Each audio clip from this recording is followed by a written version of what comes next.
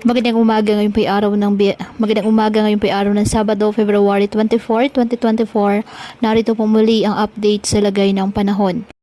Northeast monsoon o hanging amihan ang nakakaapekto ngayon sa extreme northern Luzon at easterlies naman ang nakakaapekto sa nalalabing bahagi ng ating bansa.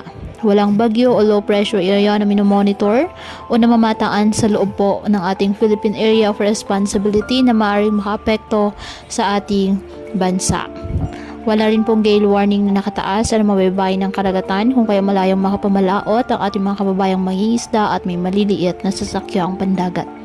Ngayong araw dahil po sa easterlies, ang Northern Mindanao, Caraga at Davao Region, asahan na maulap na kalangitan na may kalat-kalat na pag-ulan at thunderstorms.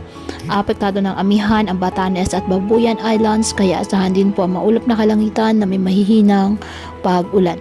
Ang Ilocos Region, Cordillera Administrative Region at nalalabing bahagi ng Cagayan Valley, bahagyang maulap hanggang sa maulap na kalangitan with isolated light rains dahil pa rin po sa amihan. Ang Metro Manila at nalalabing bahagi ng ating bansa, bahagyang maulap hanggang sa maulap na kalangitan with isolated rain showers or thunderstorms dahil po yan sa easterlies at localized thunderstorms. Kaya patuloy po natin na pag-iingat pa din ang ating mga kababayan sa pantapat po ng mga pagbaha at pagguho ng lupa at ugalin po na magdala palagi ng payong o kahit anong panangga sa ulan o di kaya na may sa init ng araw kapag lalabas ng ating mga tahanan.